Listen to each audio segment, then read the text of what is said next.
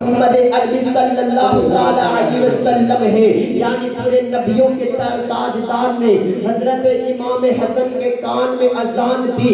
جب اذان دینے والا نبیوں کا سلطان ہو، جب اذان دینے والا نبیوں کا تاجدار ہو، جب اذان دینے والا سب سے بڑا ہو، تو اس حسن کی عزت کا عالم کیا ہوگا، اس حضرت حسن کی شان کا عالم کیا ہوگا۔ اذان دینے کے بعد بائیں کان میں آقا علیہ السلام نے تکبیر کہی، پھر حضرت علی سے فرمایا اے علی بتاؤ اپنے بیٹے کا نام کیا رکھا ہے۔ حضرت علی عرض کرنے لگتے ہیں یا رسول اللہ آپ کے ہوتے ہوئے میں نام کیسے رکھ سکتا ہوں، آپ کے ہوتے ہوئے میں نام کیسے رکھ سکتا ہوں، مگر میرا یہ خیال ہے، میں نے ایک نام سوچا ہے کہ اس کا نام حرب رکھا جائے۔ آقا علیہ السلام نے فرمایا نہیں اے علی، بچے کا نام خود اللہ تبارک و تعالی رکھے گا، اللہ تبارک و تعالی رکھے گا۔ آقا علیہ السلام نے حضرت حسن کا ابھی نام نہیں رکھا تھا، تو اللہ تبارک و تعالی کے حکم سے حضرت جبرائیل علیہ السلام آتے ہیں، آقا علیہ السلام کو سلام کرتے ہیں، عرض کرتے ہیں اے آقا علیہ السلام اس لڑکے کا نام، اس بچے کا نام حضرت ہارون علیہ السلام، حضرت ہارون علیہ السلام کے بیٹے شبر کے نام کے متعلق رکھا جائے، یعنی اس کا نام حسن رکھا جائے۔ تو پتہ چلا جب ہمارے یہاں بچہ پیدا ہوتا ہے تو اس کا نام اس کا باپ رکھتا ہے، ہمارے یہاں بچہ پیدا ہوتا ہے اس کا نام اس کی ماں رکھتی ہے، ہمارے یہاں جب بچہ پیدا ہوتا ہے تو نام دادا رکھتا ہے، ہمارے یہاں جب بچہ پیدا ہوتا ہے نام دادی رکھتی ہے، ہمارے یہاں بچہ پیدا ہوتا ہے نام نانا رکھتے ہیں، ہمارے یہاں جب بچہ پیدا ہوتا ہے نام نانا رکھتے ہیں، نانی رکھتی ہے، کوئی رکھتی ہے، خالہ رکھتی ہے، اور جب بچہ پیدا ہوتا ہے تو کوئی مفتی نام رکھتا ہے، کوئی عالم نام رکھتا ہے، مگر اس حسن کی شان کا عالم کیا ہوگا، اس حضرت حسن کی عزت کا احترام کیا ہوگا کہ جس کا نام خود اللہ تبارک و تعالیٰ نے رکھا ہو، جس کا نام اللہ تبارک و تعالیٰ رکھے، اس کی شان کا عالم کیا ہوگا، اس کے مرتبے کا عالم کیا ہوگا۔ جب حضرت امام حسن رضی اللہ تعالیٰ عنہ کا نام کس نے رکھا، اللہ تبارک و تعالیٰ نے نام رکھا، اور 7ویں دن حضرت امام حسن رضی اللہ تعالیٰ عنہ کا عقیقہ کیا، اور بال کو اڑایا گیا اور بال کو وزن کیا گیا، جتنے بال تھے اس کے مطابق چاندی کو رکھ دیا گیا اور چاندی کو خیرات کر دیا گیا۔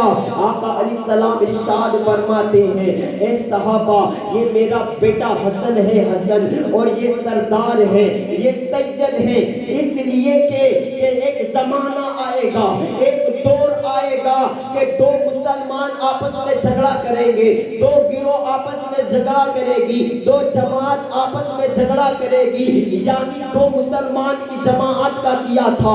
ایک حضرت امام حسن کو جو خلیفہ ماننے والے تھے وہ ایک جماعت وہ بھی مسلمان کی تھی، جو حضرت امیر معاویہ رضی اللہ تعالیٰ عنہ کو خلیفہ ماننے والے تھے وہ دوسری جماعت تھی، یعنی دونوں جماعتیں آپس میں لڑنے لگی۔ کوئی کہتا ہے ہم حضرت امام حسن کو خلیفہ بنائیں گے، کوئی کہتا ہے ہم حضرت امیر معاویہ کو خلیفہ بنائیں گے، مگر حضرت امام حسن نے 6 مہینے تک خلافت قائم فرمائی۔ کتنے مہینے تک وہ خلیفہ رہے؟ 6 مہینے تک حضرت امام حسن خلیفہ رہے۔ جب لوگوں کا یہ حال دیکھا، جب مدینہ کے لوگوں کا یہ حال دیکھا گیا کہ کچھ لوگ حضرت امیر معاویہ کو خلیفہ بنانا چاہتے ہیں، اس وجہ سے آپس میں جھگڑے ہو رہے ہیں، آپس میں لڑائی ہو رہی ہے، تو حضرت امام حسن نے ان دونوں گروہ کے درمیان، ان دونوں جماعتوں کے درمیان خلیفہ اپنی خلافت حضرت امیر معاویہ کو سونپ دی، یعنی اب حضرت امیر معاویہ خلیفہ بن گئے۔ آپ کو پتا ہوگا جب آقا علیہ السلام دنیا سے تشریف لے گئے تو آقا علیہ السلام کے پہلے خلیفہ حضرت صدیق اکبر ہے، حضرت صدیق دنیا سے تشریف لے گئے تو دوسرے خلیفہ حضرت عمر فاروق ہے. اپنے ذہن میں یہ یاد رکھنا, اپنے دماغوں میں یاد رکھنا کہ کربلا کہاں سے شروع ہوئی تھی, کربلا کی جنگ کہاں سے شروع ہوئی تھی. اگر آپ نے اس طریقے سے یاد کر لیا, جس طریقے سے مدرسے میں استاد پہلے بچے کو بسم اللہ سکھاتا ہے, پہلے استاد تختی سکھاتا ہے, الف اور با سکھاتا ہے, میں آپ کو پہلے سے کربلا بتانا جا رہا ہوں, میں آپ کو پہلے سے کربلا کا قصہ سناتا جا رہا ہوں کہ کربلا کیسے قائم ہوئی تھی. جب آقا علیہ السلام دنیا سے تشریف لے گئے, خلیفہ صدیق اکبر بنے, صدیق اکبر جب چلے گئے, فاروق اعظم خلیفہ بنے, فاروق اعظم جب چلے گئے, عثمان غنی خلیفہ بنے, عثمان غنی جب دنیا سے چلے گئے, مولا کائنات خلیفہ بنے, مولا کائنات جب چلے گئے تو حضرت امام حسن کتنے مہینے تک خلیفہ بنے, 6 مہینے تک. یاد رکھنا کتنے مہینے تک, 6 مہینے تک حضرت امام حسن خلیفہ بنے.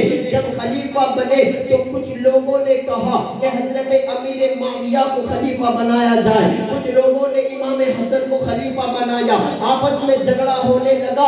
اس وجہ سے حضرت امام حسن نے حضرت امیر معاویہ کو خلیفہ بنا دیا. اب بہرحال وہ واقعہ کر سے آپ کو بتانا چاہوں گا, اپنے ذہن میں اتنا یاد رکھنا, حضرت امام حسن نے 6 مہینے خلافت رہے, پھر حضرت امیر معاویہ کو خلافت سونپ دی. حضرت امیر معاویہ خلافت کرتے رہے, دین کا کام کرتے رہے, اچھا کام کرتے رہے, اسلام کو رونق ملتی رہی, اسلام کو فتوحات ملتی رہی. بہرحال اب مگر کیا دیکھتے ہیں, یہاں پہ آپ کو حضرت امام حسن کی سیرت بتانے جا رہا ہوں. اے ڈیڈان کی سرزمین میں رہنے والوں سنی مسلمانوں, اے امام حسین سے محبت کرنے والوں, اے شہیدان کربلا سے محبت کرنے والوں, اے آقا علیہ السلام کا کلمہ پڑھنے والوں, اے صحابہ سے محبت کرنے والوں, اے ولیوں سے محبت کرنے والوں, تم نے امام حسین کی محبتوں میں یہ محفلیں سجائی ہے, تم نے امام حسین کی محبتوں میں یہ مائکے لگائے ہیں, امام حسین کی محبتوں میں تم نے یہ لائٹیں لگائی ہیں, امام حسین کی محبتوں میں تم نے شربتیں پلائے ہیں, امام حسین کی محبتوں میں تم نے پیسوں کو خرچ کیا ہے.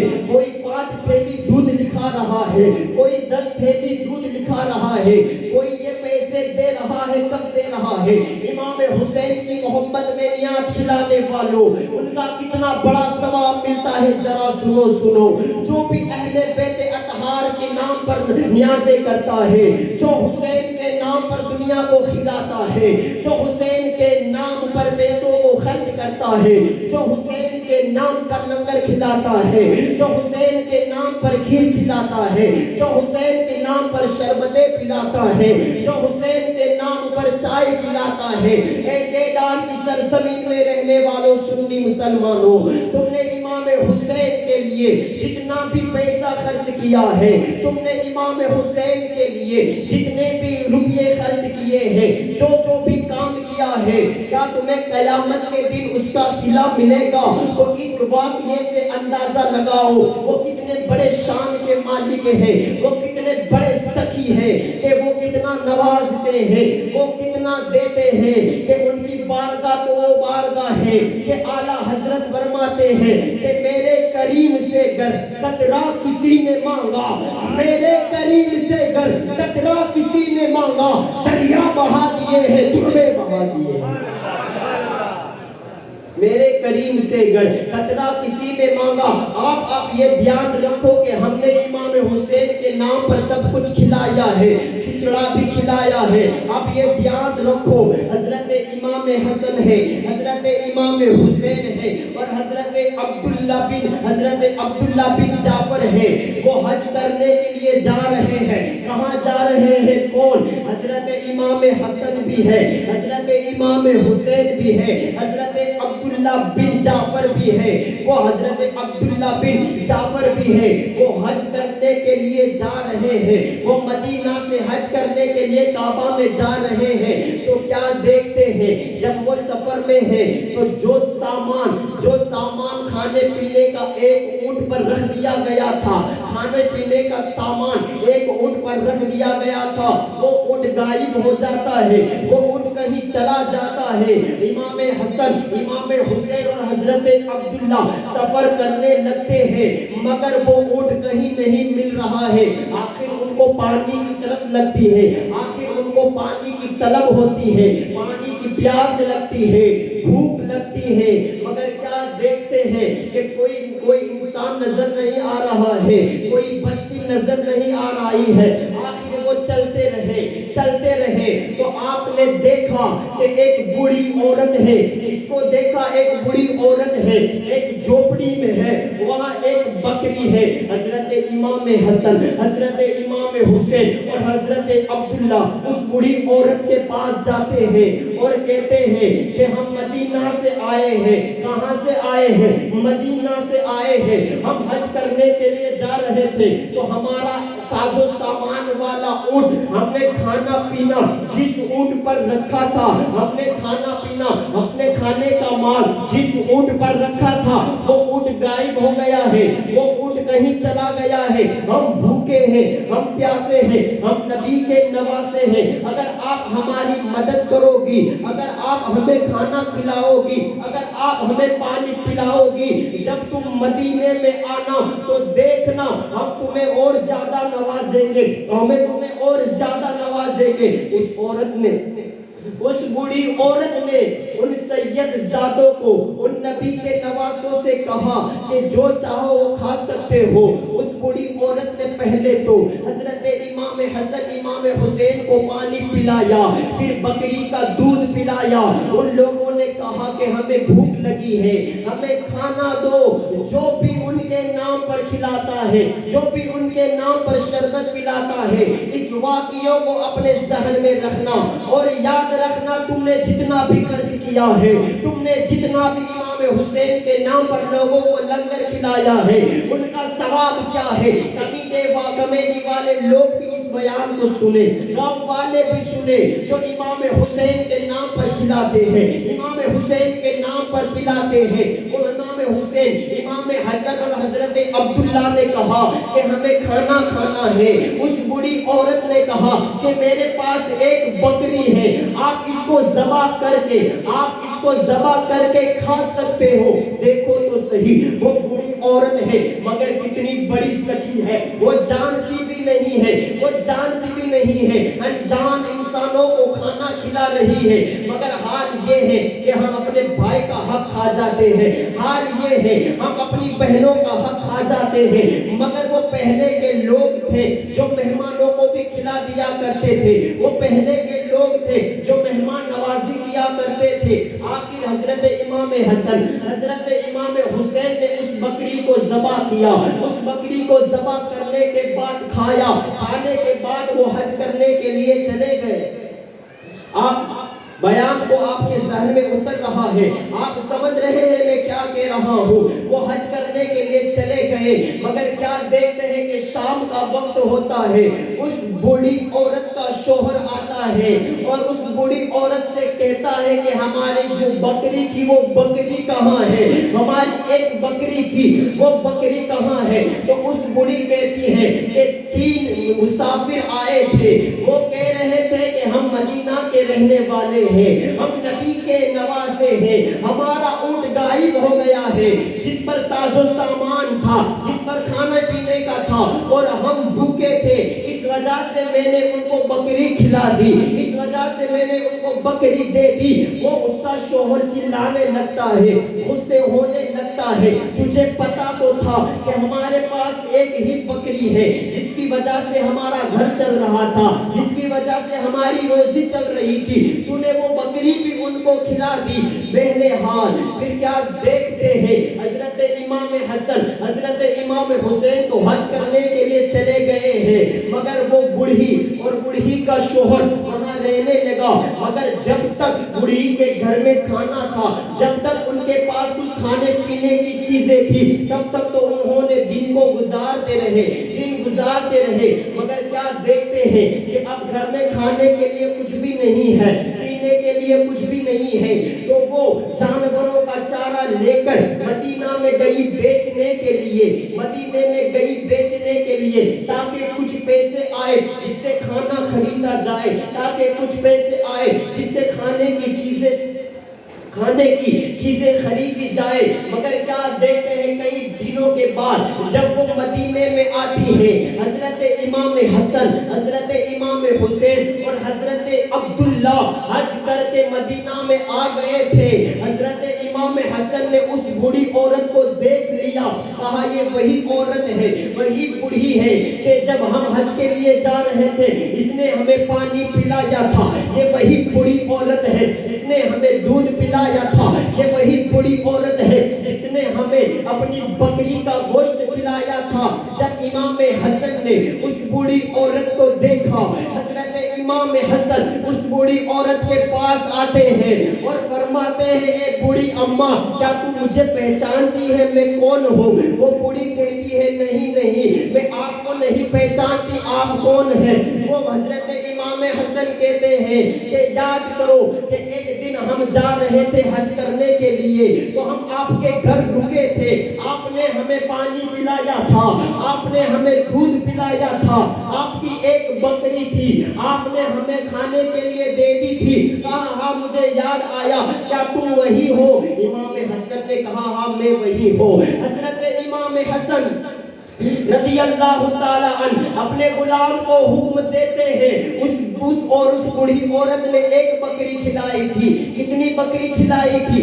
ایک بکری کھلائی تھی۔ وہ سچی دربار ہے، اعلیٰ حضرت کہتے تھے کہ میرے کریم سے گر قطرہ کسی نے مانگا، دریا بہا دیے ہیں، دربے بہا دیے۔ اے امام حسین کی نیاز کھلانے والوں، اے ان کے نام پہ شربت پلانے والوں، اے ان کے نام پر لنگر لٹانے والوں، دیکھو تو صحیح، اس بوڑھی عورت نے ایک بکری کو کھلایا تھا، ایک بکری کا دودھ پلایا تھا۔ امام حسن نے ان کو پہچان لیا۔ جب قیامت کا دن ہوگا، جب قیامت قائم ہوگی، جب میدان کے لوگ بھی ہوں گے، جب تمام مسلمان بھی ہوں گے، تب امام حسن کا سامنا ہوگا، جب امام حسین کا سامنا ہوگا، جب رسول اللہ کا سامنا ہوگا، تو آقا علیہ السلام کے اہل بیت، اے لوگوں تم نے میرے حسین کے نام پر محفلیں سجائی تھی، تم نے میرے حسین کے نام پر لوگوں کو کھانا کھلایا تھا، تم نے حسین کے نام پر لنگر کھلایا تھا۔ ارے وہ سخی دربار ہے، وہ کھانا کھلانے والوں، جاؤ جاؤ جنت میں جاؤ، تم نے میرے حسین کے لیے یہ سب کچھ کیا تھا۔ جب قیامت کا میدان ہوگا، جب قیامت کا دن ہوگا، تو آقا علیہ السلام تمام کو جنت میں لے کر جائیں گے۔ مگر اس بوڑھی عورت نے ایک بکری کھلائی تھی۔ امام حسن نے اپنے غلام کو حکم دیا، اپنے نوکر کو حکم دیا، اے نوکر جاؤ 1000 درہم لے کر آؤ۔ اپنے گھر سے 1000 درہم دیے، اس بوڑھی عورت کو دیا اور کہا کہ 1000 بکریاں دی جائے اس بوڑھی عورت کو۔ کتنی بکریاں دی جائے؟ 1000 بکریاں بھی دی، 1000 درہم بھی دیے۔ صرف ایک بکری کھلائی تھی، اتنا نوازا کہ ایک بکری کے بدلے میں 1000 بکریاں بھی دی ہیں، 1000 دینار بھی گئے ہیں۔ پھر حضرت امام حسن نے کہا کہ کھانا تو میں نے بھی کھایا تھا، کھانا تو حسین نے بھی کھایا تھا، کھانا تو عبداللہ نے بھی کھایا تھا، اب جاؤ اس بوڑھی عورت کو امام حسین کے پاس لے کر جاؤ اور ان سے کہنا کہ یہ وہی بوڑھی عورت ہے جس نے ہمیں کھانا کھلایا تھا، جس نے ہمیں دودھ پلایا تھا۔ وہ نوکر بوڑھی عورت کو امام حسین کے پاس لے کر جاتا ہے۔ امام حسین سے پہچان لیا کہ یہ وہی بوڑھی عورت ہے جس نے ہمیں کھانا کھلایا تھا، جس نے ہمیں دودھ پلایا تھا۔ امام حسین نے کہا بھائی یہاں کیا کرنے کے لیے آئی ہے؟ کہا گھر میں کھانے کے لیے کچھ بھی نہیں ہے، میں جانوروں کا چارہ لے کر آئی ہوں، یہاں بیچنے کے لیے آئی ہوں تاکہ میرے گھر کا گزارا ہو سکے۔ مگر امام حسن نے مجھے 1000 درہم دیے ہیں، 1000 بکریاں دی ہیں۔ امام حسین نے بھی کہا اپنے نوکر سے، امام حسین نے بھی کہا اپنے غلام سے کہ بھائی حسن نے 1000 بکریاں دی ہیں، 1000 دینار دیے ہیں، میری طرف سے بھی اس کو 1000 بکریاں دی جائے، 1000 درہم دیے جائے، کتنا فائدہ ہوا دیکھو، 2000 بکریاں ہوگی، 2000 درہم ہو گئے۔ اس بوڑھی عورت نے ان شہزادوں کو نبی کے نوازوں پر صرف ایک بکری کو لٹایا تھا، صرف ایک بکری کو کھلایا تھا۔ وہ کتنے بڑے سخی ہیں، وہ کتنے بڑے سخی ہیں کہ 2000 بکریاں ہو گئی، 2000 دینار ہو گئے۔ پھر حضرت امام حسین نے ان کو حضرت عبداللہ کے پاس بھیجا کہ جاؤ ان کے پاس بھی جاؤ، انہوں نے بھی کھانا کھایا تھا، انہوں نے بھی دودھ پیا تھا۔ وہ بوڑھی عورت اور وہ بوڑھی عورت غلام کے ساتھ حضرت عبداللہ کے گھر جاتی ہے۔ حضرت عبداللہ پہچان لیتے ہیں کہ یہ وہی بوڑھی عورت ہے جس نے ہمیں راستے میں کھانا کھلایا تھا، یہ وہی بوڑھی عورت ہے جس نے ہمیں دودھ پلایا تھا۔ حضرت عبداللہ اس بوڑھی عورت سے فرماتے ہیں، اے بوڑھی عورت بتا تو صحیح، تم کو امام حسن اور امام حسین نے کتنا دیا ہے؟ تو وہ بوڑھی عورت کہتی ہے کہ مجھے 2000 بکریاں دی ہے، 2000 درہم دیے ہیں، یعنی امام حسن نے 1000 بکریاں دی، امام حسین نے 1000 بکریاں دی، امام حسن نے 1000 درہم دیے، امام حسین نے 1000 درہم دیے۔ حضرت عبداللہ نے پھر 2000 بکریاں دی، 2000 درہم دیے، تمام کو ملا کر 4000 بکریاں ہو گئی، 4000 درہم ہو گئے۔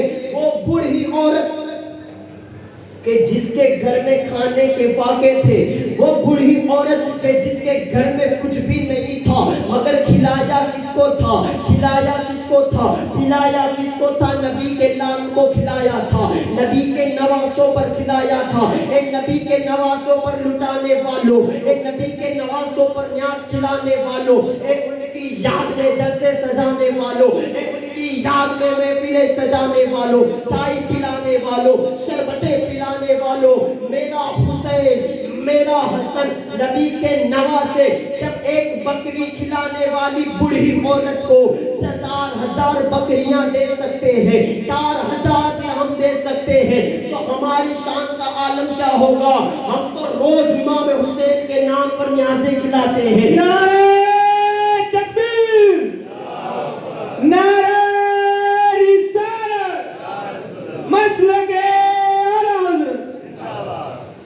صرف ایک بکری کھلائی تھی ان نبی کے نواسوں کو۔ کتنی بکری کھلائی تھی؟ ایک بکری کھلائی، کتنا ملا؟ 4000 بکریاں ملی۔ کتنی ملی؟ 1000 امام حسن نے دی، 1000 امام حسین نے دی، 2000 حضرت عبداللہ نے دی۔ کتنی ہوئی؟ 4000۔ 1000 درہم امام حسین نے دیے، 1000 درہم امام حسن نے دیے، 2000 درہم حضرت عبداللہ نے دیے۔ کتنے ہوئے؟ 4000، یعنی 4000 درہم دیے، 4000 بکریاں دی، اور اپنے غلاموں کے ساتھ جب ان کے گھر میں تو یہاں سمانے کے لائق بھی نہیں تھی، اتنی بکریاں ہو گئی، یعنی پہلے غریب تھی، یعنی اس دربار میں گئی تو شہنشاہ بنا دیا گیا، اس دربار میں گئی جو پہلے غریب تھی اب امیر بن کر جا رہی ہے، پہلے غریب بن کر آئی تھی، ان کے پاس آئی تھی، نبی کے نواسوں کے پاس آئی تھی، نبی کے نواسوں کے شہر میں آئی تھی غریب بن کر۔ جب نبی کے نواسوں کے دربار میں غریب بن کر آئی، نبی کے نواسوں نے ان کو امیر بنا کر بھیجا۔ جب وہ اپنے شوہر کے پاس پہنچی، کہا اتنی ساری بکریاں کس کی ہے؟ اتنی ساری بکریاں کہاں سے آئی ہے؟ تو اس بوڑھی عورت نے اپنے شوہر سے کہا کہ میں نے جو ایک بکری ان مسافروں کو کھلائی تھی، ان مہمانوں کو کھلائی تھی، ان کی طرف سے یہ سب بکریاں آئی ہیں۔ ایک بکری کھلانے پر اتنا نوازا گیا، مگر ہم تو روز امام حسین کے نام پر کھلا رہے ہیں، ہم تو روز امام حسین کے نام پر پلا رہے ہیں۔ کیا ہمارا ایمان یہ نہیں ہے؟ کیا ہمارا عقیدہ یہ نہیں ہے کہ ہم جو کھلا رہے ہیں، ہم جو پلا رہے ہیں، ہم جو نیازیں کر رہے ہیں، ہم جو محفلیں سجا رہے ہیں، وہ کربلا سے میرا حسین دیکھ رہا ہے، وہ کربلا سے میرا حسن دیکھ رہا ہے، وہ کربلا سے امام حسین دیکھ رہے ہیں کہ کون میرا چہرہ चाहने वाला मेरे नाम पर शरबत पिला रहा है, कौन मेरा चाहने वाला मेरे नाम पर न्याज़े खिला रहा है, कौन मेरा चाहने वाला मेरे नाम पर पैसे लुटा रहा है। यानी तुम्हारी न्याज़े कभी भी बर्बाद हो नहीं सकती, तुम्हारी न्याज़े बेकार हो नहीं सकती। अरे वो दरबार है, वो दरबार जहाँ बड़े बड़े बादशाहों की चोरी को भर दिया जाता है। अरे वो दरबार है जहाँ बेसहारों को सहारा मिलता है, बेचारों को चारा मिलता है। वो दरबार है, वो दरबार जहाँ सिद्दीक को सदाकत मिलती है। वो दरबार है, वो दरबार जहाँ फारूक को अदालत मिलती है। वो मकाम है, उनके नाम पर खिलाओ, उनके नाम पर पिलाओ। हमारा ईमान ये है कि हमें कयामत के दिन यही काम आने वाला है, यही कयामत के दिन हमें काम आने वाला है। ये है नबी के नवासे थे, ये है नबी के आल, यानी इतने सखी थे, इतने सखी थे कि वो सबको नवाज दिया करते थे, खुद भूखे रहते थे, औरों को खिला देते थे। ऐसे साबिर थे मोहम्मद के घराने वालों। आओ देखो तो सही हजरत इमाम हसन की शान क्या है, हजरत इमाम हुसैन का मकाम क्या है। हजरत इमाम हसन रज़ी अल्लाह ताला अन्हु की करामत को देखो कि हजरत इमाम हसन वो है जो जानवरों से बात करते हैं। हजरत इमाम हसन कौन जानवर से बात की है, किस तरीके से बात की है, आप देखो और समझो। हजरत इमाम हसन हजरत इमाम हुसैन से 1 साल बड़े थे। कितने बड़े थे? 1 साल बड़े थे। हजरत इमाम हसन सन हिजरी 3 में पैदा हुए, हजरत इमाम हुसैन सन हिजरी 4 में पैदा हुए। जिस तरीके से ये 2026 है, कोई 2026 में पैदा होता है तो कोई 2027 में पैदा होता है। यानी 1 साल हजरत इमाम हसन इमाम हुसैन से बड़े थे। जब इमाम हसन और इमाम हुसैन के बचपन का जमाना याद आता है, कितने नूरानी वो चेहरे होंगे, कितने हसीन वो चेहरे होंगे, कितना प्यारा उनका बचपन होगा। जब बच्चे छोटे हो तो उनको देखने में कितना मजा आता है, जब बच्चे छोटे खेल रहे हो तो कितना दिल खुश होता है। जब इमाम हसन खेल रहे होंगे, जब इमाम हुसैन खेल रहे होंगे तो देखने वालों ने क्या नजारा देखा होगा, देखने वालों ने कैसे चेहरे को देखा होगा। इमाम तो कहते हैं कि देखने वालों ने उन चेहरे को देखा है कि तेरी नस्ल पाक में है बच्चा बच्चा नूर का, तू है ऐने नूर तेरा सब घराना नूर का। देखने वालों ने नूर के बच्चों को देखा है, नूर वाले बच्चों को देखा है। हजरत इमाम हुसैन रज़ी अल्लाह ताला अन्हु खेल रहे हैं, खेलते खेलते कहीं दूर चले जाते हैं, खेलते खेलते बच्चे तो खेलते हैं और खेलते खेलते कहीं भी चले जाते हैं। हजरत इमाम हुसैन खेल रहे हैं, खेलते खेलते कहीं दूर चले गए तो एक यहूदी ने हजरत इमाम हुसैन को पकड़ लिया। एक यहूदी ने इमाम हुसैन को पकड़कर अपने घर में रख लिया। कई देर हो गई, बहुत सा वक्त गुजर गया मगर इमाम हुसैन अभी घर नहीं आए। हजरत फातिमा ज़हरा इमाम हुसैन को ढूंढ रही है, खातूने जन्नत इमाम हुसैन को ढूंढ रही है मगर इमाम हुसैन कहीं नजर नहीं आ रहे हैं, इमाम हुसैन कहीं दिख नहीं रहे हैं। हजरत जब बच्चा कहीं गुम हो जाए तो माँ का दिल तड़पता है, जब बच्चा कहीं चला जाए तो माँ उसको ढूंढने लगती है कि मेरा बच्चा कहाँ गया है, कहाँ खेलने के लिए गया है। माँ तो माँ होती है, माँ की ममता तड़प उठती है। हजरत फातिमा ज़हरा तड़प उठी कि आखिर मेरा हुसैन कहाँ गया है, आखिर मेरा लाल कहाँ गया है, आखिर मेरा लट्टे जिगर कहाँ गया है। हजरत इमाम हसन को बुलाया, ए बेटे हसन इधर आओ, कहीं तुमने हुसैन को देखा है क्या, हुसैन तुम्हारे साथ खेल रहे हैं। इमाम हसन ने कहा नहीं अम्मी जान, मुझे पता नहीं है कि हुसैन कहाँ है, भाई हुसैन किसके साथ खेल रहे हैं। हजरत फातिमा ज़हरा ने कहा जाओ अपने भाई हुसैन को ढूंढ कर लाओ। हजरत इमाम हसन भी छोटे हैं, हजरत इमाम हुसैन भी छोटे हैं, यानी बचपन का जमाना है। मेरी जबान से मैं उनको छोटा कैसे कहूँ, वो तो ताजदारों के भी ताजदार है, वो तो आकाओं के भी आका है। इमाम ने कहा था अरे कैसे आकाओं का बंदा हूँ रजा, अरे कैसे आकाओं का बंदा اللہ رضا، ارے بول والے ہیں میری سرکاروں پہ، یعنی میں ان کو چھوٹا نہیں کہہ سکتا، وہ تو بڑے ہیں، ان کے بابا بھی بڑے ہیں، ان کے نانا بھی بڑے ہیں، ان کے نانا کی طرح کسی کا کوئی نانا نہیں ہے، ان کے بابا کی طرح کسی کا کوئی بابا نہیں ہے، ان کا نانا نبیوں کا تاجدار ہے، ان کا بابا تمام جنتی مردوں کا تاجدار ہے، ان کی ماں تمام جنتی عورتوں کی سردار ہے، نہ ان کے نانا کی طرح کسی کا نانا مل سکتا ہے، نہ ان کے باپ کی طرح کسی کا کوئی باپ ہو سکتا ہے، نہ ان کی ماں کی طرح کسی کی ماں ہو سکتی ہے، یعنی وہ بہت بڑے گھرانے کے مالک ہیں، وہ بہت بڑا گھرانہ ہے، ان کی شان تو خدا پاک بیان کر سکتا ہو، تو ہماری حیثیت کیا ہے کہ ہم ان کے مرتبے کو بیان کریں، ہم ان کی شان کو بیان کریں۔ ارے جن کی پاکی کا خدا ہے، جن کی پاکی کا خدا پاک بیان، جن کی پاکی کا بیان خود خدا پاک کرتا ہو بیان، آیت تطہیر سے ظاہر شان اہل بیت، یعنی جن کی تعریف خود اللہ تبارک و تعالیٰ کرتا ہو، تو ہم جیسے گنہگار کی حیثیت کیا ہے، ہم جیسے خطاکار کی حیثیت کیا ہے؟ ان کی تعریف تو صدیق اکبر نے کی ہے، ان کی تعریف تو عثمان غنی نے کی ہے، ان کی تعریف تو حضرت ابو بکر صدیق نے کی ہے، فاروق اعظم نے کی ہے، عثمان غنی نے کی ہے، تمام صحابہ نے ان کی تعریف کی ہے، وہ تعریف کے قابل لوگ تھے، وہ بڑے گھرانے والے لوگ تھے، اس لیے میں ان کو چھوٹا نہیں کہتا، مگر ان کے بچپن کا زمانہ ہے، وہ ابھی بچپن کے زمانے میں کھیل رہے ہیں، کھیلتے کھیلتے امام حسین کئی دور چلے جاتے ہیں، ایک یہودی نے دیکھا کہ کتنا حسین بچہ ہے، کتنا خوبصورت بچہ ہے، جب بچے حسین ہو، جب بچے خوبصورت ہو تو انسان کو دیکھنے کا دل کرتا ہے، انسان اس کو بار بار دیکھتا ہے، اور امام حسین بھی کتنے حسین تھے، امام حسین جیسا کتنا خوبصورت چہرہ تھا ان کا،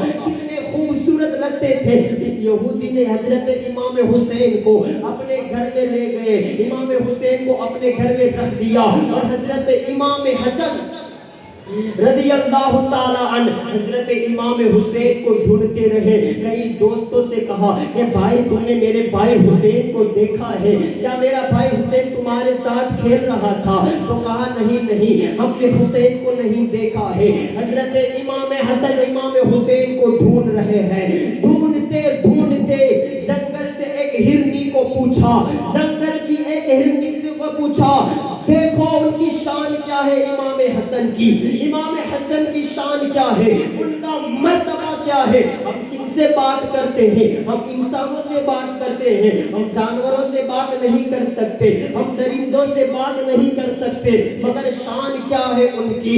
امام حسن نے اس ہرنی سے پوچھا، اے ہرنی بتا تو صحیح، کیا تو نے میرے بھائی حسین کو دیکھا ہے؟ تو اس ہرنی نے کہا ہاں۔ اللہ تبارک و تعالیٰ نے اس ہرنی کو زبان دی، اور اس ہرنی نے کہا ہاں میں آپ کے بھائی حسین کو دیکھا ہے، ایک یہودی ہے جس نے آپ کے بھائی حسین کو پکڑ لیا ہے، اپنے بھائی حسین کو کڈنیپ کر لیا ہے۔ حضرت امام حسن اس یہودی کے گھر جاتے ہیں اور آواز دیتے بھائی حسین کہاں ہو، بھائی حسین کدھر ہو؟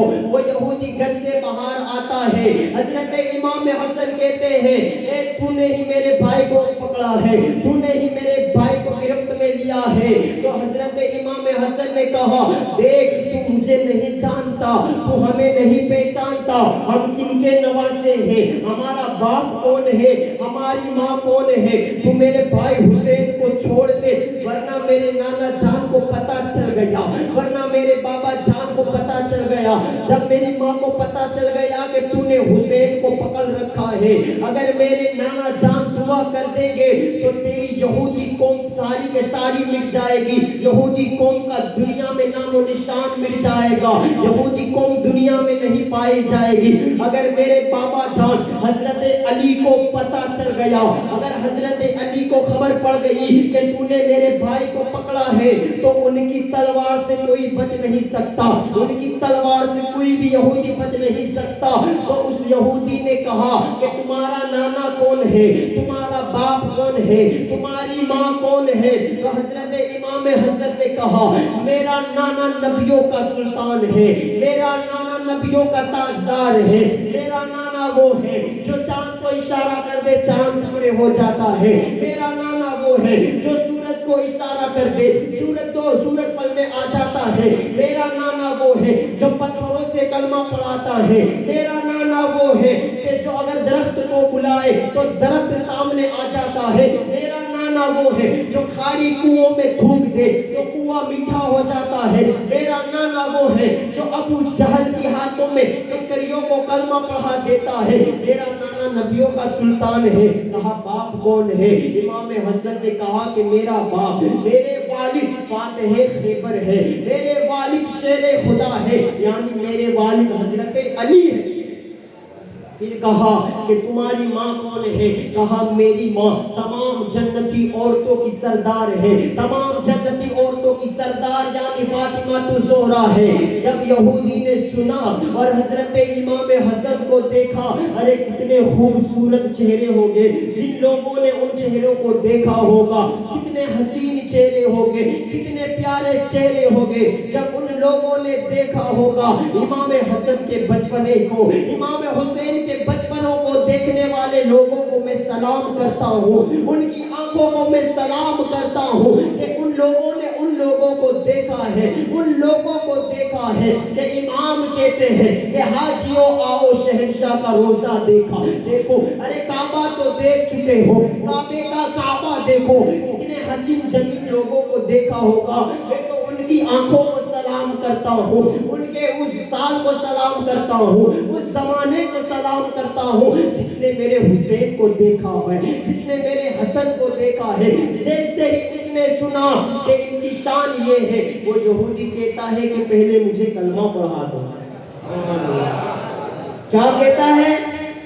کہ مجھے کلمہ پڑھا دو۔ جب یہودی کو کلمہ پڑھایا گیا، حضرت امام حسین کو تحفے کے ساتھ دیا، تحفے بھی دیے، کھانے کی چیزیں بھی دی۔ حضرت امام حسن امام حسین کو اپنے ساتھ لے کر جا رہے ہیں۔ جب دو بھائی ساتھ میں جا رہے ہو تو کتنا اچھا لگتا ہے، جب دو حسین چہرے ساتھ میں جا رہے ہو تو کتنا اچھا لگتا ہے۔ یہاں تو ایک سگا بھائی سگے بھائی کے ہاتھ سامنے بیٹھنے میں تکلیف ہوتی ہے۔ آج بھائیوں میں محبتیں نہیں رہی، آج بھائیوں میں پیار نہیں رہا۔ اگر ایک بھائی کے گھر میں اچھا کھانا بنا ہو، اگر بھائی کے گھر میں اچھی چیز بنی ہو اور سامنے اس کا سگا بھائی ہو تو سگے بھائی کو کھانا نہیں بھیجواتے، سگے بھائی سے بات تک نہیں کرتے، سگے بھائی کو سلام تک نہیں کرتے۔ مگر کیا زمانہ تھا وہ زمانہ۔ حضرت امام حسن جا رہے ہیں، حضرت امام حسین بھی جا رہے ہیں۔ جب سے ہی حضرت حسین کو حضرت فاطمہ نے دیکھا، میرے لال تو کہاں چلا گیا تھا، میرے لگتے جگر تو کہاں چلا گیا تھا، میں بے چین ہو گئی تھی، وہ حسین ہے وہ حسین۔ جیسے ہی حضرت حسین کو دیکھا، اپنے سینے سے لگایا اور دعاؤں سے نوازا، وہ میرا حسین تھا، وہ میرا حسن تھا۔ آپ دیکھو تو صحیح کتنے پیارے مقام ہے ان کی شان، ان کا زمانہ اور واقعیت بھی ایک جیسے ہی آتے ہیں۔ یعنی وہ ان کی شان یہ تھی کہ وہ ساتھ میں ہی کھیلنے والے تھے۔ جو واقعہ امام حسن کا ہوگا وہی واقعہ امام حسین کا ہوگا۔ اگر آپ تختی والا واقعہ دیکھو تو امام حسن نے بھی تختی لکھی، امام حسین نے بھی تختی لکھی۔ اگر آپ دیکھو کہ آقا علیہ السلام جب نماز پڑھتے تھے تو امام حسن بھی آقا علیہ السلام کی پیٹھ پر سوار ہو جاتے تھے، امام حسن بھی ان کی پیٹھ پر سوار ہو جاتے تھے۔ مگر کیا دیکھتے ہیں، آقا علیہ السلام نماز پڑھ رہے ہیں، میرا حسن آقا علیہ السلام کی پیٹھ پر بیٹھ گیا ہے۔ جیسے کہ بچے اس طریقے سے سمجھتے ہیں کہ جس طریقے سے بچے گھوڑوں پر سوار ہوتے ہیں، اسی طریقے سے حضرت امام حسن آقا علیہ السلام کی پیٹھ پر سوار ہو جاتے ہیں۔ آقا علیہ السلام نے سجدے سے سر نہیں اٹھایا، آقا علیہ السلام نے سجدے سے سر نہیں اٹھایا، بلکہ سجدے کو لمبا کرتے رہے، کیونکہ پیٹھ پر ان کا نواسا بیٹا تھا، پیٹھ پر حسن بیٹھا تھا، کبھی حسین بھی بیٹھتے ہیں، کبھی حسن بھی بیٹھتے ہیں، مگر کیا دیکھتے ہیں کہ آقا نماز پڑھتے ہیں، امام حسن ان کے ساتھ کھیل رہے ہیں، آقا نماز پڑھتے ہیں مگر امام حسن کھیل رہے ہیں۔ پتہ یہ چلتا ہے کہ اگر تم نماز پڑھو اور اگر بچے شرارت کرے تو انہیں روکو مت، ان کو مارو مت، ان کو مسجدوں کے قریب کرو، ان کو مسجدوں کے قریب کرو گے ان کا دل مسجدوں میں بیٹھ جائے گا، ان کا دل مسجدوں میں لگ جائے گا۔ جس طریقے سے تم اپنے بچے کو لے کر باغ میں گھمانے کے لیے لے جاتے ہو، جس طریقے سے تم اپنے بچوں کو اپنے بچوں کو کھیت میں گھمانے کے لیے لے جاتے ہو، جس طریقے سے تم اپنے بچوں کو ممبئی گھمانے کے لیے لے جاتے ہو، جس طریقے سے تم اپنے بچوں کو دیو گھمانے کے لیے لے جاتے ہو، تو وہی بچے فرمائش کرتے ہیں کہ دادا جان ہمیں وہاں جانا ہے، نانا جان ہمیں وہاں جانا ہے، بابا جان ہمیں وہاں جانا ہے۔ اسی طریقے سے اپنے بچوں کو مسجدوں کے قریب کرو، اپنے بچوں کو مدرسے کے قریب کرو، مگر انسانوں کو تکلیفیں ہونے لگتی ہیں، انسانوں کو بچوں پر تکلیفیں ہونے لگتی ہیں، اسی وجہ سے ہمارے بچے صرف جمعہ میں نظر آتے ہیں۔ ہم بھی جمعہ میں کیوں جاتے ہیں پتہ ہے، ہم ہی جمعہ کی نماز کیوں پڑھتے ہیں کہ ہمارا باپ ہمیں صرف جمعہ میں لے کر گیا ہے، ہمارا باپ ہمیں جمعہ میں لے کر گیا ہے۔ جب ہمارا باپ 5 وقت کی نماز میں لے جاتا تھا تو ٹرسٹیوں کو پرابلم ہونے لگتی تھی، نمازیوں کو پرابلم ہونے لگتی تھی، ان کی نمازیں ان کو یوں لگتا تھا ہماری نمازیں خراب ہو جائے گی، ہماری نمازیں بگڑ جائے گی، اس لیے وہ صرف جمعہ میں ہی جاتے تھے۔ اگر آج سے ہی ساتھ اسلام تو حکم دیتا ہے، کون بچوں کو مسجدوں سے روکنے والا ہے؟ کن کو یہ حکم دیا گیا ہے کہ بچوں کو مسجدوں سے روکا جائے؟ کون کہتا ہے کہ بچوں کو مسجدوں میں نہ لایا جائے؟ کیا ان کو دین کی تعلیم کی خبر کیا؟ کیا ان کو شریعت وہ جانتا ہے؟ کیا وہ قرآن کو جانتا ہے؟ کیا وہ حدیث کو جانتا ہے؟ آقا علیہ السلام سے بڑا کون ہو سکتا ہے؟ حضور سے بڑا کون ہو سکتا ہے؟ جو بچوں کو مسجدوں سے باہر نکالتے ہیں وہ اس واقعے سے اندازہ لگائے شریعت یہ حکم دیتی ہے کہ اگر بچہ پاگل ہو، اگر بچہ پیشاب کر دیتا ہو تو مسجدوں میں لانا منع ہے۔ اگر بچے پاگل ہو، پیشاب کرتے ہو جس کی وجہ سے مسجدیں ناپاک ہو جائے تو بچوں کو لانا منع ہے، مگر شریعت یہ حکم دیتی ہے۔ اے ڈیڈان کی سرزمین میں رہنے والوں سنی مسلمانوں، اس مسئلے کو اپنے دماغ میں بٹھا لو اور آج کے بعد جب تمہارے بچے کو کوئی روکے تو اس طریقے سے جواب دینا۔ اسلام یہ حکم دیتا ہے کہ جب بچہ 7 سال کا ہو، کتنے سال کا؟ 7 سال کا بچہ ہو، 7 سال کا بچہ ہو تو اسے نماز میں لے جاؤ، ان کو مسجدوں کے قریب کرو، اور جب 10 سال کا ہو اور نماز نہ جائے تو اسے مار کر بھی مسجد میں لے جاؤ۔ جب کوئی تمہیں روکے، جب تمہارے بچے کو کوئی ٹوکے تو تمہیں یہ بتا سکتے ہو کہ اسلام نے حکم دیا ہے بچوں کو مسجدوں میں جانے کا، اسلام نے حکم دیا ہے بچوں کو نمازی بنانے کا، اسلام نے حکم دیا ہے بچوں کو قرآن سکھانے کا۔ اسی وجہ سے آج مسجدوں میں کوئی نمازی نظر نہیں آتے ہیں، اسی وجہ سے آج ہماری مسجدیں ویران ہیں، اسی وجہ سے آج ہمارے بچے بگڑ رہے ہیں۔ کیوں؟ پرورش تو بچے صحیح سے جاتے تھے، اب بھی بچے نمازی بننے جاتے ہیں مگر نمازیوں کو پرابلم ہونے لگتی ہے۔ یاد رکھنا، اگر بچوں کو مسجدوں کے قریب کرو گے تو یہ میری بات دھیان کھول کر سن لا، وہی بچے پھر شرابی نہیں بنیں گے، وہ بچے پھر جوا کھیلنے والے نہیں بنیں گے، وہ بچہ پھر زنا کرنے والے نہیں بنیں گے، وہ بچے ماں باپ کو مارنے والے نہیں بنیں گے، کیونکہ تم نے اپنے بچوں کو بچپن سے ہی نمازی بنایا ہے، تم نے اپنے بچوں کو بچپن سے ہی مسجدوں کے قریب کیا ہے۔ پھر وہ شراب کھانے نہیں جائیں گے، پھر وہ جوا کھیلنے نہیں جائیں گے۔ اسلام نے سبق دیا ہے، اسلام کہہ رہا ہے میں اپنے گھر کی بات کہوں تو کوئی اٹھ کر مجھے روک سکتا ہے، اگر میں اپنے خود کی بات کہوں، میرے طرف سے کہوں تو آپ بیان کو روک سکتے ہو کہ آپ غلط بول رہے ہو۔ اس طریقے کا اسلام حکم نہیں دیتا، مگر اسلام دے رہا ہے، اسلام حکم دے رہا ہے، شریعت حکم دے رہی ہے۔ ایک کوئی مائیں کا لال جو مجھے روک کے بتائے کہ بچے جب 7 سال کے ہو تو مسجدوں میں نہیں جانے دیا جائے، حکم شریعت دے رہی ہے، حکم اسلام دے رہا ہے کہ بچے جب 7 سال کے ہو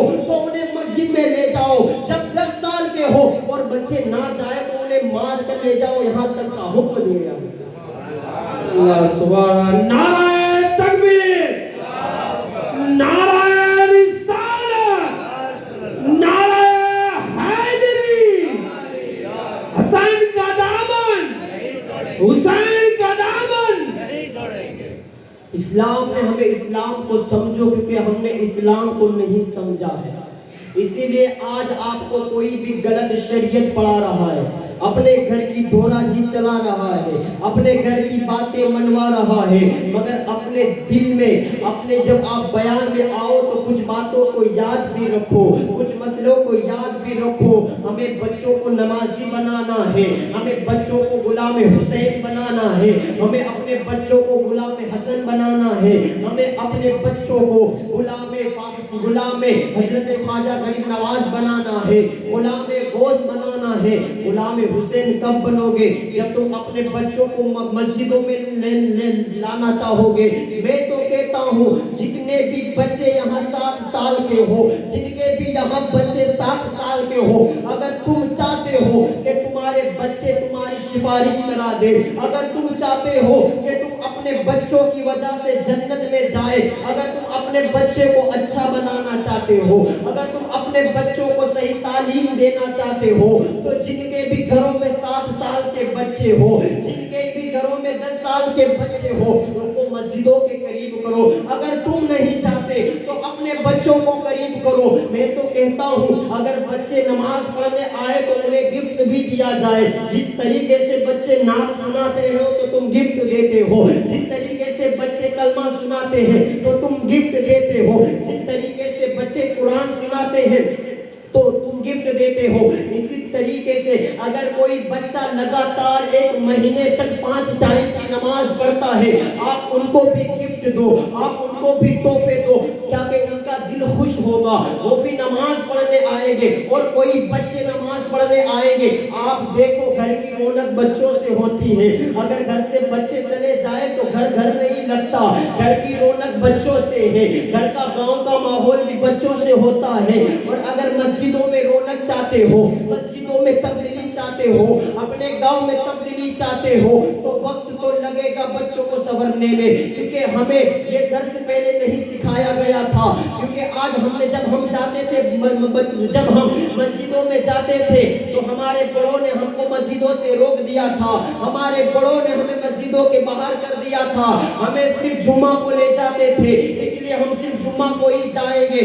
جب ایک باپ اپنے بیٹے کو ہر وقت نماز پڑھنے کے لیے لے جائے گا، جب ایک باپ اگر وہ باپ کہیں کام پر چلا بھی گیا تو وہ بچہ خود بخود نماز پڑھنے کے لیے چلا جائے گا، وہ بچہ خود بخود نماز پڑھنا سیکھ جائے گا، وہ بچہ خود بخود وضو کرنا چاہے گا۔ تو میں تو یہ آپ کو کہہ رہا ہوں، ایک بچوں کے باپ میں آپ کو کہہ رہا ہوں، ایک بچوں کی ماں میں آپ کو کہہ رہا ہوں، اگر تم چاہتے ہو کہ تمہیں جنت ملے، اگر تم چاہتے ہو کہ تم سے امام حسین خوش ہو، اگر تم چاہتے ہو کہ تم سے آقا علیہ السلام راضی ہو، تو تم اپنے بچوں کو مسجدوں کے قریب کرو، اپنے بچے کو خود مسجد میں لے کر جاؤ۔ اپنے بچوں، اگر تم نماز نہیں پڑھتے تو کوئی بات نہیں، مگر اپنے بچے کو قریب کرو۔ جب تمہارا بچہ نماز پڑھے گا تو پھر وہ تمہیں کہے گا بابا جان میں تو نماز پڑھتا ہوں، آپ بھی نماز پڑھو۔ میں تو آپ کو بار بار کہتا ہوں کہ آپ نماز پڑھنے کے لیے آؤ، مگر آپ میری بات مانتے نہیں ہیں، آپ میری بات کو سنتے نہیں ہیں۔ مگر جب بیٹا باپ کو کہے گا تو باپ کی بیٹے کی بات باپ کو ضرور ماننی پڑتی ہے۔ اگر بیٹا کہے بابا جان مجھے فون چاہیے تو باپ فون دلاتا ہے، اگر بیٹا کہے کہ مجھے سائیکل چاہیے تو سائیکل دلاتے ہو، اگر بیٹا یہ کہے کہ مجھے وہ چیز چاہیے تو وہ چیز دلاتے ہو۔ اگر آپ کا بیٹا نمازی ہوگا، جب آپ کا بیٹا نیک ہوگا تو وہ آپ سے کہے گا بابا جان میں تو نماز پڑھتا ہوں، آپ بھی نماز پڑھنے کے لیے جاؤ۔ تو پھر دیکھنا مسجدوں میں رونق کیسی ہوگی، پھر دیکھنا گاؤں میں رونقیں کیسی ہوگی، پھر دیکھنا گاؤں کا ماحول کیسا ہوگا۔ دیکھو وہی بچوں کو لے جانا چاہیے، پاگل بچوں کو مسجدوں میں جانا منع ہے۔